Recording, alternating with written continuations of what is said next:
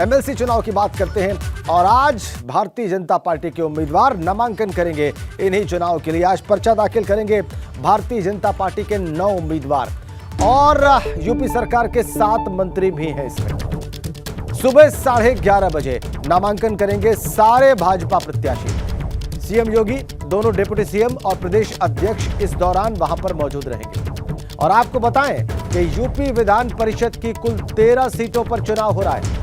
कल 4 सपा प्रत्याशियों ने नामांकन कर दिया। आज भाजपा के 9 प्रत्याशी एक साथ नामांकन करेंगे सुबह 11:30 बजे।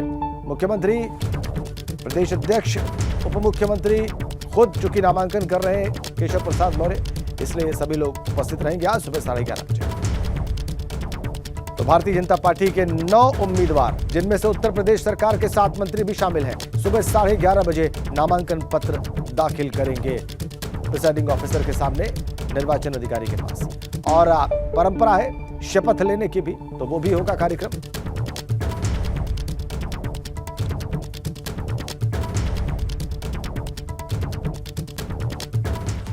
और अब आपको बताते हैं कि भाजपा की टीम 9 क्या है जो आज पर्चा दाखिल करेगी। बता दें आपको, केशव प्रसाद मौर्य उप मुख्यमंत्री, चौधरी भूपेंद्र सिंह मंत्री हैं, ऐसे ही दयाशंकर मिश्र दयालु, जेपीएस राठौर, ये सारे मंत्री हैं। जसवंत सैनी, दानिश आजाद अंसारी, नरेंद्र कश्यप, ये 7 मंत्री हैं। इसके अलावा जो 2 और एमएलसी कैंडिडेट हैं वो हैं बनवारी लाल दोहरे, बीएल दोहरे और मुकेश शर्मा।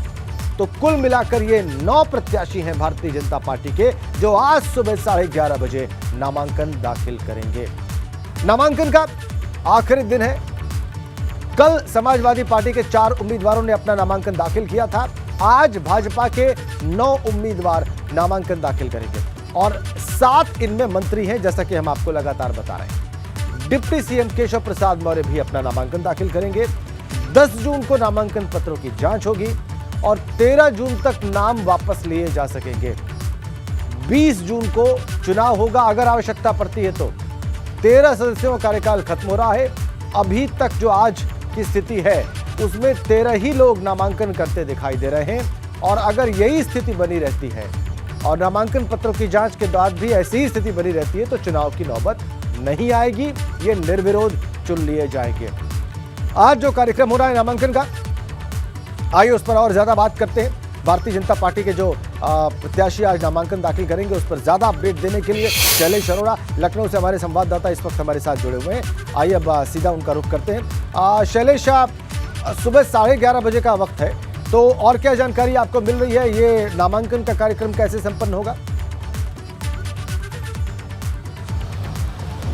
राजेंद्र, देखिए सुबह 11:30 बजे नामांकन करेंगे। जो टीम 9 हम कह सकते हैं, 9 सदस्य जो हैं विधान परिषद के लिए, जिन्हें भाजपा भेज रही है, और उस दौरान मुख्यमंत्री योगी आदित्यनाथ, दोनों डिप्टी सीएम, प्रदेश अध्यक्ष स्वतंत्र देव सिंह भी मौजूद रहेंगे वहाँ पर। और देखिए, अगर इन 13 सीटों की बात करें जिसके लिए चुनाव होने हैं, तो 9 सीटों पर भाजपा ने प्रत्याशी उतारे, 4 सीटों पर सपा ने। और अगर कोई और नामांकन नहीं होता है तो ऐसे में सभी का निर्विरोध जीतना भी तय है। हालांकि इसका जो औपचारिक ऐलान है, जो औपचारिक घोषणा है, वो कल 10 तारीख को होगी जब नामांकन पत्रों की जांच हो जाएगी। सपा के जो प्रत्याशी हैं उन्होंने कल ही अपना नामांकन कर दिया था। खुद अखिलेश यादव वहाँ पर मौजूद रहे थे और खास बात ये कि अखिलेश यादव के साथ अब्दुल्ला आजम, यानी आजम खान के बेटे हैं, विधायक भी हैं, वो भी मौजूद रहे थे अखिलेश यादव की बगल वाली सीट पर। आज भाजपा के लोग जो है वो अपना नामांकन करेंगे और इसमें देखिए 7 मंत्री हैं, जिसमें डिप्टी सीएम केशव प्रसाद मौर्य भी शामिल है, क्योंकि उनका भी कार्यकाल जुलाई में खत्म हो रहा है। इसके अलावा भूपेंद्र चौधरी जो कैबिनेट मंत्री है, पंचायती राज मंत्री है, उनका कार्यकाल जुलाई में समाप्त हो रहा है। ऐसे में ये दोनों लोग भी उसमें शामिल हैं। 5 ऐसे मंत्री हैं जिनको इस बार मंत्रिमंडल का हिस्सा तो बनाया गया, लेकिन वो किसी भी सदन के अभी सदस्य नहीं है। चाहे फिर बात की जाए दानिश आजाद अंसारी की, नरेंद्र कश्यप की, जसवंत सैनी, दयाशंकर मिश्र दयालु, ये सभी वो नाम हैं जो अभी फिलहाल 5 ऐसे नाम हैं मंत्रियों के जो अभी किसी भी सदन के सदस्य नहीं है, तो उनको भी परिषद भेजा जाएगा। इसके अलावा 2 नाम की अगर हम बात करते हैं, देखिए जो बनवारी लाल दोहरे की आपने जिक्र किया और दूसरा नाम मुकेश शर्मा का। बनवारी लाल दोहरे की अगर बात करें तो देखिए पूर्व विधायक हैं, पार्टी के पुराने कार्यकर्ता हैं और इस बार 2022 में भी ये बात कही जा रही थी उन्हें टिकट मिलेगा कन्नौज से, लेकिन क्योंकि कन्नौज से असीम अरुण को टिकट दे दिया गया, वो वीआरएस लेकर आए थे और पार्टी ने उन्हें उम्मीदवार बनाया, बाद में वो जीते भी और मंत्री भी बनाया गया, तो ऐसे में बनवारी लाल दोहरे को अब परिषद भेजने का फैसला लिया गया है। इसी तरह से मुकेश शर्मा की अगर आप बात करते हैं तो राजनाथ सिंह के काफ़ी करीबी है और ये माना जा रहा था कि इस बार जो विधानसभा के चुनाव हुए थे उन्हें कैंट से टिकट मिलने की चर्चा बहुत ज़ोरों पर रही अंत समय तक, लेकिन बाद में वहाँ से ब्रजेश पाठक को टिकट दिया गया, वो चुनाव जीते, डिप्टी सीएम उन्हें बनाया गया। तो ऐसे में मुकेश शर्मा को अब विधान परिषद भेजा जा रहा है। तो देखिए ये वो 9 नाम हैं जिनका आज नामांकन होगा और नामांकन के बाद कल जब नामांकन पत्रों की जांच पूरी हो जाएगी तो उसके बाद एक औपचारिक देखिए बस कह सकते हैं ऐलान होना बाकी है, क्योंकि इन सभी का मान कीजिएगा विधान परिषद जाना लगभग तय हो चुका है। तो सभी जगह अब जो हमने लगातार देखिए कहा था कि 7 नाम जो हमने पहले भी कहे थे उनका तय था और 2 लोग वो जिनको लेकर पहले चर्चा थी विधानसभा में मौका मिलेगा नहीं मिला, इसलिए विधान परिषद उनको भेजा जा रहा है। 11:30 बजे देखिए नामांकन की ये पूरी प्रक्रिया आज होगी।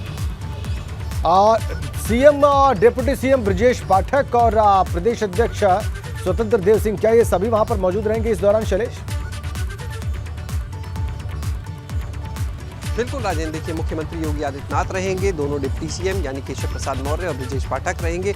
अब केशव प्रसाद मौर्य तो खुद ही अपना नामांकन दाखिल करेंगे तो वो तो वहां पर मौजूद रहेंगे शैलेश, लेकिन साथ में आप बता रहे हैं कि ब्रजेश पाठक भी वहां पर मौजूद हैं। जाहिर सी बात है, बिल्कुल राजेंद्र, बिल्कुल।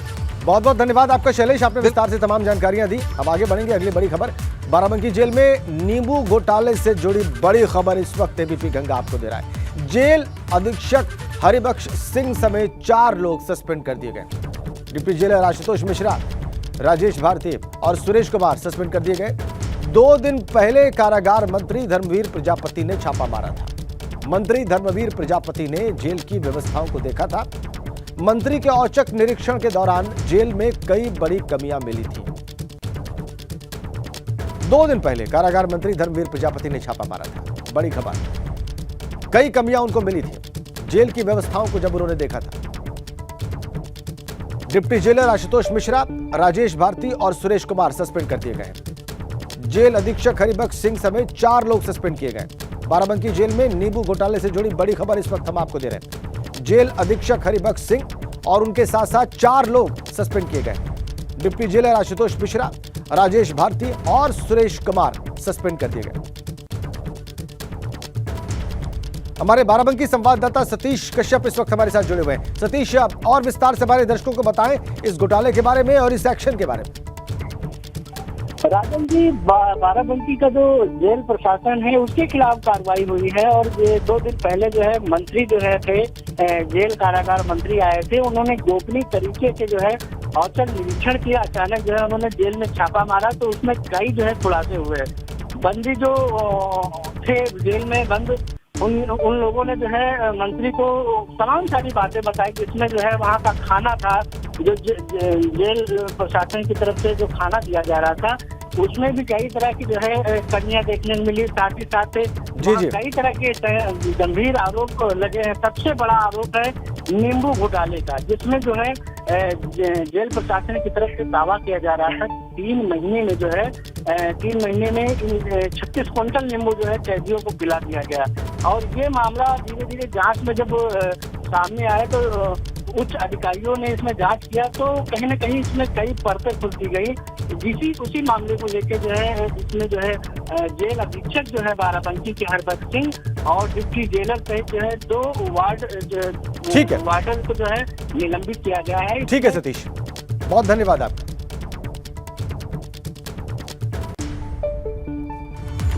और अब रुक करते हैं अगली बड़ी खबर का। कानपुर हिंसा मामले से जुड़ी बड़ी अपडेट आपको दे दें। हिंसा के मास्टरमाइंड की रिमांड पर आज फैसला आएगा। हयात जफर हाशमी समेत 4 आरोपियों की पुलिस रिमांड पर आज फैसला आना है। कानपुर पुलिस ने आरोपियों की पुलिस रिमांड के लिए अर्जी दी हुई थी। दूसरी ओर पुलिस ने जिले के मुस्लिम बाहुल्य क्षेत्रों में अपनी निगरानी बढ़ा दी है और अब 5 प्रमुख पॉइंट्स पर ड्रोन से नजर रखी जा रही है। खबर यह भी है कि आज भी उपद्रवियों से जुड़ा एक और पोस्टर जारी किया जा सकता है। बड़ी खबर, एक और पोस्टर उपद्रवियों से जुड़ा हुआ आज जारी हो सकता है। यह बड़ी खबर हम आपको दे रहे हैं। एक पोस्टर आपने देखा है पत्थरबाजों का, उपद्रवियों का, 40 लोगों का, और एक और पोस्टर आज जारी हो सकता है। और मुख्य आरोपी के साथ साथ 4 आरोपियों की पुलिस रिमांड की जो अर्जी थी, पुलिस रिमांड देने की, उस पर आज बड़ा फैसला आ सकता है। वो देगी कोर्ट या नहीं देगी, आज साफ हो जाएगा। हयात जफर हाशमी समेत 4 आरोपियों की पुलिस रिमांड पर आज फैसला आ रहा है।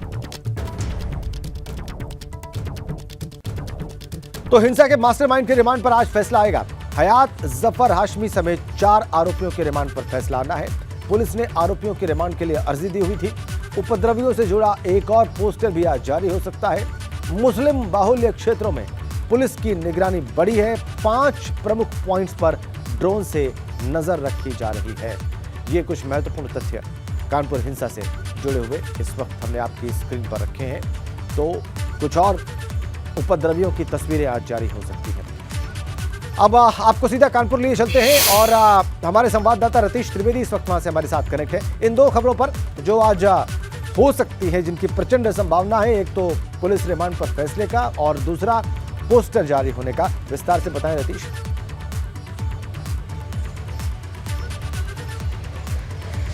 बिल्कुल, देखिए कानपुर हिंसा मामले में अगर बात की जाए तो आज अहम दिन कहा जा सकता है, क्योंकि कल कोर्ट में कानपुर पुलिस ने पीसीआर के लिए अर्जी दी है और आज उस पर फैसला होगा। ये कहा जा रहा है कि 10 दिन के आसपास की रिमांड मांगी गई है। अपने कैमरा सहयोगी पंकज से कहूँगा कि वो आपको तस्वीरें भी दिखाएं।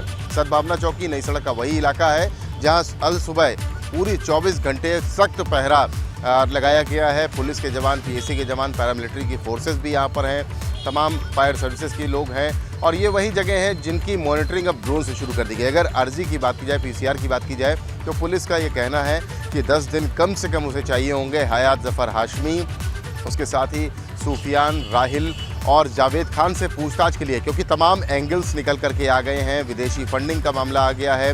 विदेशी फंडिंग के साथ साथ तमाम ऐसे मामले निकल करके आए हैं जिसमें पूछताछ और गहन पूछताछ बेहद ज़रूरी हो जाती है और इस पूछताछ के लिए उसको टाइम चाहिए और इस टाइम के लिए आज कोर्ट के आदेश का इंतज़ार करना होगा।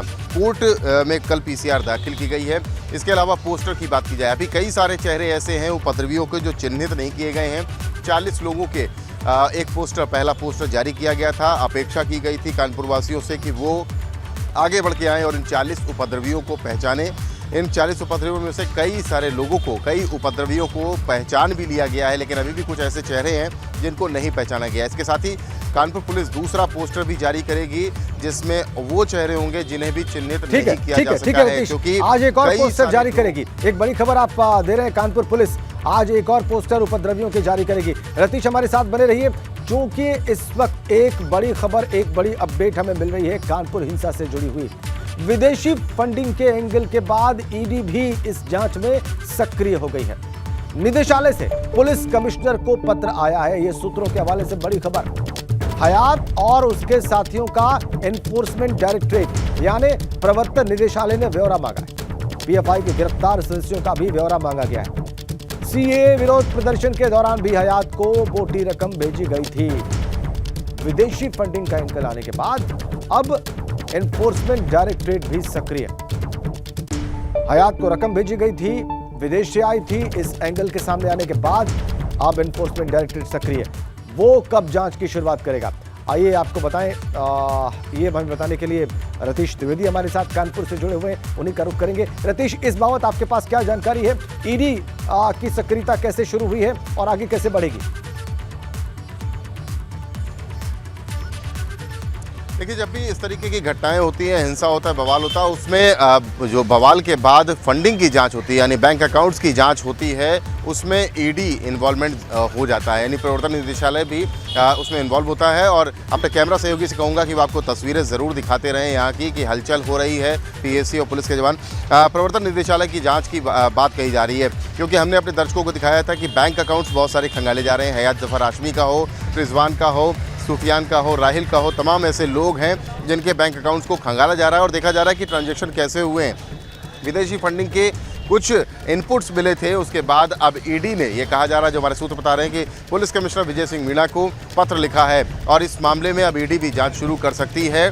और ईडी की जांच शुरू होने के बाद और ज़्यादा तथ्य सामने आएंगे कि किस तरह से ट्रांजैक्शन हो रहे थे। सीएए और एनआरसी के जो दंगे हुए थे, उसमें भी, उस हिंसा में भी हयात जफर हाशमी का नाम आया था और ये कहा गया था कि विदेशों से चंदा आया, विदेशों से फंड आया है और इसके बाद ही हिंसा हुई है। क्योंकि जब भी इस तरीके की हिंसा होती है, ये देखा जाता है कि अमूमन पैसा आता है और पैसा आने के बाद उनको, लोगों को प्रोवोक किया जाता है, उकसाया जाता है पैसा दे करके कि वो हिंसा और बवाल में सक्रियता निभाएं, सक्रिय भूमिका निभाएं। तो अब ईडी का इन्वॉल्वमेंट भी इस मामले में होने जा रहा है। पुलिस किसी भी तरीके से अपनी जांच को जल्द से जल्द तेज करके पूरी करना चाहती है, क्योंकि 4 एसआईटी इस मामले की जांच कर रही हैं। इसके साथ ही समाजवादी पार्टी के विधायकों ने पुलिस से ये कहा है कि एक पक्षीय कार्रवाई न की जाए, निष्पक्ष कार्रवाई की जाए। तो पुलिस पर दबाव काफ़ी ज़्यादा है और पुलिस अपनी जांच इसीलिए जल्द से जल्द करना चाहती है। उन चेहरों को चिन्हित करना चाहती है जिन्होंने शहर के माहौल को बिगाड़ा, अमन चैन के लिए चुनौती पेश करी। तो आज भी अहम दिन, पुलिस कस्टडी रिमांड उन 4 लोगों की, ताकि चारों से पूछताछ जल्द से जल्द की जाए।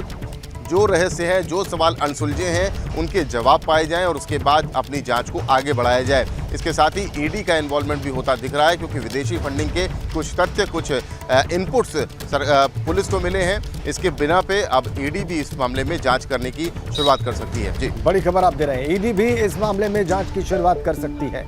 कानपुर हिंसा और बवाल मामले में आज रिमांड पर भी फैसला आना है। आज पोस्टर भी जारी करेगी। बहुत बहुत धन्यवाद आपका रतीश त्रिवेदी। कानपुर में हिंसा का जो मामला है उससे जुड़ी एक और बड़ी खबर आपको दे दें। सप्ताह भर में हिंसा की साजिश रची गई। हयात के पुलिस कनेक्शन की भी जांच कर रही है एसआईटी। एसीपी अनवर गंज समेत कई पुलिसकर्मियों से हयात की नजदीकी है। एसआईटी देखेगी कि क्या हयात को पुलिस कनेक्शन का फायदा मिला है। बड़ी खबर, एसीपी अनवर गंज समेत कई पुलिसकर्मियों से हयात की नजदीकी बताई गई और अब एसआईटी ये देखेगी कि क्या हयात जफर हाशमी को पुलिस कनेक्शन का फायदा मिला है। ये बड़ी खबर कानपुर हिंसा मामले से जुड़ी हुई। एसआईटी अब इस बात की भी जांच करेगी कि क्या पुलिस कनेक्शन का फायदा मिला है हयात जफर हाशमी को। पुलिस कनेक्शन की भी जांच कर रही है हयात के एसआईटी। एसीपी अनवर गंज समेत पुलिस कर्मचारियों से जो कनेक्शन है, क्या उसका लाभ मिला है हयात जफर हाशमी को। और एक और बड़ी अपडेट आपको इसी हिंसा से जुड़ा हुआ दे दें। विवादित बयान देने वाले शहर काजी के सुर बदल गए। शहर काजी हादी अब्दुल कुद्दूस ने एक वीडियो बयान जारी किया है। प्रशासन से मुझे पहले की तरह पूरी इज्जत मिल रही है। ट्विटर पर कुछ लोगों ने गलत पोस्ट की है, ऐसा कुछ भी नहीं है।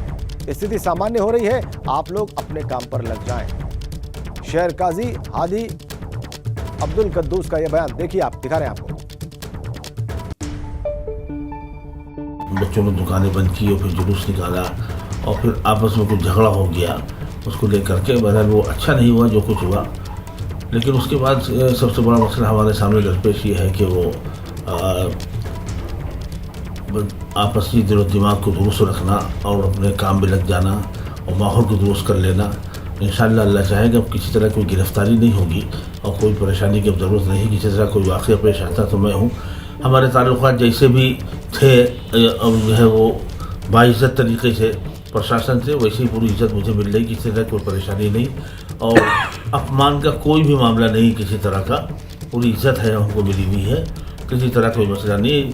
और जो है इधर जोश खरोश में कुछ बातें कही भी दी हैं तो बहरहाल ये कि वक्ती थी और आर्जी थी, लेकिन उसका ये मतलब नहीं कि हम और आप उसका कोई गलत यूज़ या इस्तेमाल कर रहे हैं। उससे एहतियात करिए और अपनी ज़िंदगी को सामान्य करें। बड़ी खबर है, पीसीएस अफसरों को संपत्ति की ऑनलाइन जानकारी देनी होगी। वार्षिक गोपनीय प्रविष्टि भी अब ऑनलाइन दी जाएगी।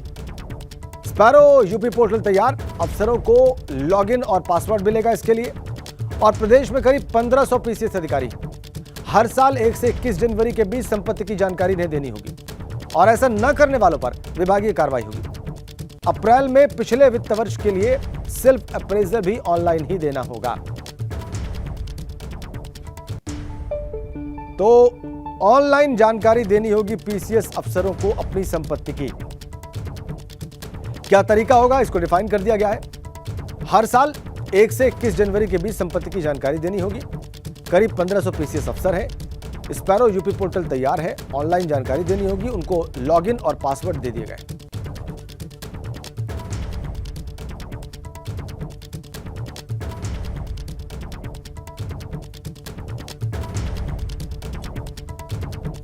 तो पीसीएस अफसरों के लिए ये बहुत महत्वपूर्ण है।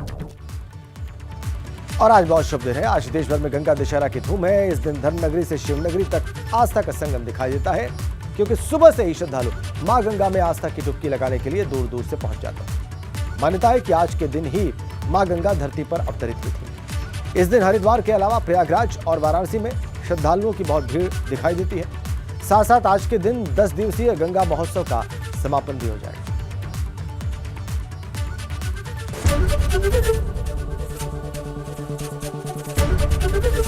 एबीपी गंगा, खबर आपकी, जुबान आपकी।